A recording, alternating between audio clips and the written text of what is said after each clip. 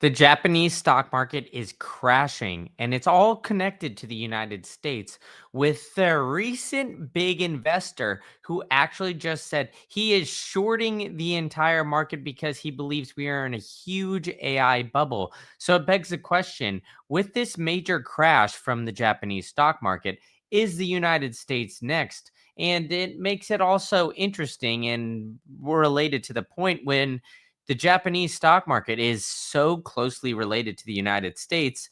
We're going to get into all that, but first, let's get into the major crash that we are seeing over in Japan, where we saw the Japanese SoftBank stock now down 15% on a day and 22%, 32 billion in a market cap. And the Japanese companies are not as big as the United States, to say the very least. The stock market was down nearly 4.5% as global technology stocks continue to decline. And now this is where I think it is very interesting because it's pointing to the overall market in the AI space and in related technology spaces just being too much fluff. There is too much there and they're extremely overvalued. I mean, we've seen it from Nvidia and we've seen it from all of the other Mag 7 stocks where they're just been so overvalued for some period of time that now we are starting to see the fruits, so to speak, of the labor or lack thereof really coming to roost here. And this is the major crash that we are starting to see. But just let's put it into perspective. How big is this crash relative to other ones that we've seen? Well, we actually had a Japanese stock market crash in 2024, which was the largest one day drop in history since the 1987 Black Monday crash. But if you put it into terms, the 1987 crash was significant, but the 24 one was bigger. And that point drop was way bigger because it was the biggest drop in points ever. And this was the worst day since Black Monday in 1987. So we've dropped 12.4% on that day last year. And we dropped 4% this year. So okay, it's not as big as the crash that we saw in August of 24, but I still think that this is very significant just because of the close ties that we have to the technology industry in this. Because this is not just about the Japanese stock market. No, no, no. This is a sign of what we will see in the United States because of just how closely connected Japan is in the technology realm. Of course, they've got Sony and they've got other big technology companies. You know, we've got a lot of chip manufacturers. We've got a big connection to Asia when it comes to the overall tech sector. So seeing this major crash of 4%, that's nothing to frown at because crashing this month on a Wednesday is its worst session in 7 months, mirroring Wall Street's sharp overnight decline and high flying tech stocks like SoftBank and Advantest led the fall. So their biggest dogs in the house are falling. And it's led to reaction to recent gains rather than a market exit. Nintendo, however, jumped. So shout out to Nintendo. I know everybody, at least when I think of Japan, for some reason I always think of Nintendo. But either way, we are seeing massive drops here. So with SoftBank plunging 10%, wiping out 23 billion, AI stocks are starting to slide. So this is where I think it's very interesting because now we have Samsung or South Korean memory giants like Samsung and SK Hynix losing major percentage shares as well. And that Japan SoftBank Group closed 10% lower on Wednesday amid a broader drop in those AI linked companies because all of these investors are now worried of this AI bubble. And the biggest, most notable investor, the trader who inspired the big short, Michael Berry, he's the one that is out there screaming from the rooftops, short the AI stocks because we are in a bubble. And that's where I think things are going to start to get interesting because not only have they fallen, investors have grown increasingly wary about this AI bubble. and Asia's fallen, and AI valuations took hold in the US. We've seen Bitcoin fall as well. But Michael Berry is now looking at AI, and they've revealed it has bought financial products options that will pay out if the price links to companies of Nvidia and Palantir just fall. It comes after sometimes we see bubbles, sometimes there is something to do about it, and sometimes the only winning move is to not play. But it seems like they have shorted this stock because of a lot of fatigue over AI and the current earnings run, and everybody's been pointing to this bubble, especially myself on this channel, essentially telling people, hey, watch out. These AI companies are extremely overvalued. And then on the flip side of things, we just keep seeing them run up. So the bubble is going to run up until the bubble pops. And it seems like this is a sign of potential popping here.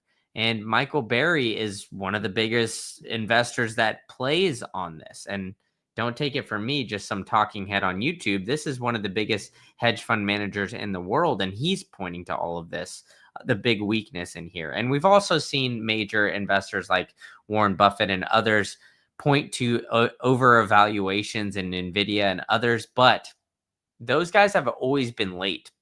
The reason I take more weight into Michael Berry is, well, he's been very early and on top of all of these, right? And he saw the crash in the Big Short. Of course, right? Just because he saw the crash in the Big Short doesn't mean he's necessarily right this time. But the global stock market falling over these AI bubble fears is not just Barry pointing to this. He doesn't, not one man has all of this power, right? It's a growing concern of investors showing that AI is not necessarily the all end all be all that we were probably going to see, right? Because it's dropping in US, Asia, and all of these other markets around the world.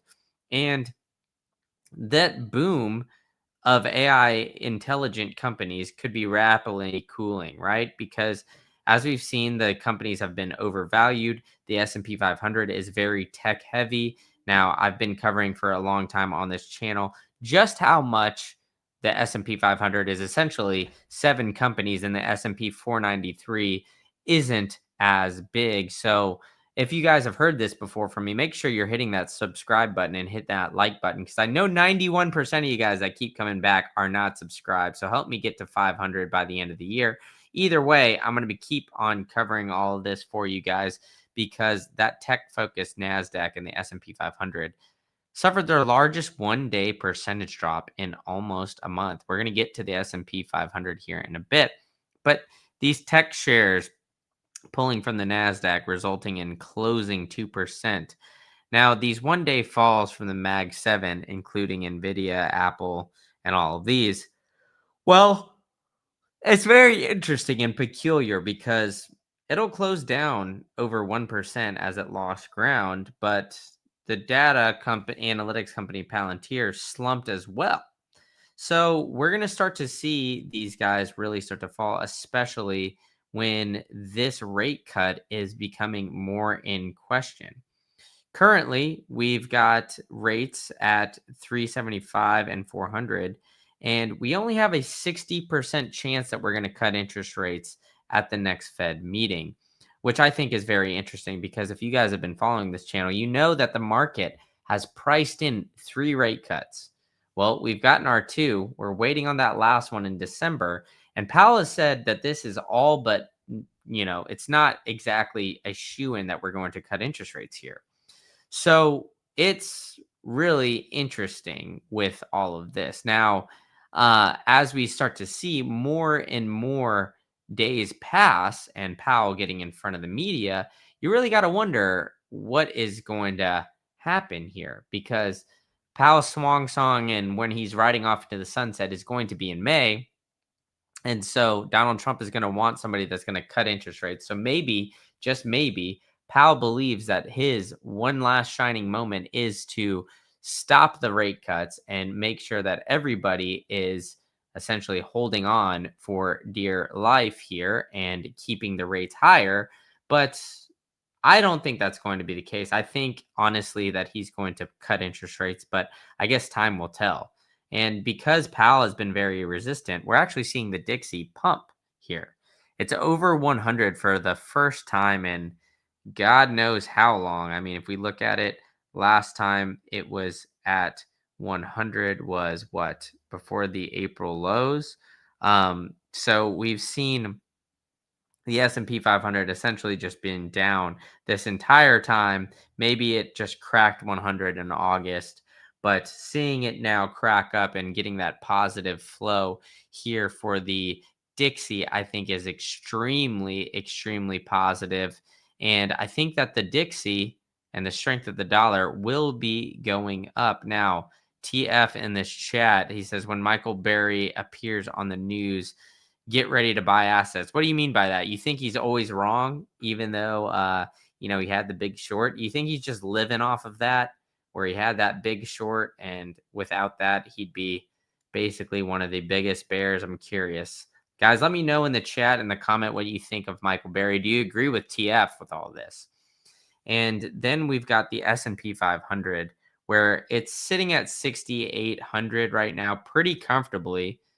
And I think if I had to put some money on it, I mean, of course, I've got, some assets and other things like that. But we saw that single day drop here. Look at this, falling off a cliff for the first time in a month, because we've essentially been up and to the right. And if you look at the past 6 months, good golly, Miss Molly, we've been pumping for the past 6 months. Year to date, only 15%, but since those April lows, the S&P 500 has been on a generational run here, to say the very least. So it's continuing to hum. And TF says, in the short run, the market reacts and the price goes down. I mean, hey, when you believe in the market like I do, and I think like everybody here does as well, I think the short-term price movements just shake out some people. I think the long term, they're going to keep everybody, fairly cool, calm, and collected. So, even though we're seeing the Japanese stock market crash and we're seeing big companies like this fall down, I think the overall narrative, at least from my perspective, should be that, hey, you know what, the United States is going to recover. We're a resilient country. We've got a lot of good companies in that S&P 500, and like TF is saying, it'll eventually go up. Not financial advice, folks, but we are seeing, some fear in that market, and I think this is where we got to keep a close eye on things. And as I've been yelling to you guys from the rooftops here, the market's been overvalued for a minute. So as long as you recognize that and you continue to monitor the situation, you shouldn't be worried about some of these short-term price movements, because I think that the market is just being very reactionary right now. We've got AI tech being way overvalued, and we've got the effects of the potential AI bubble here. So make sure you guys are hitting that like button and hitting that subscribe button for me. Help me get to 500 by the end of the year. Tell a friend to tell a friend, and I'll catch you guys all at the next one.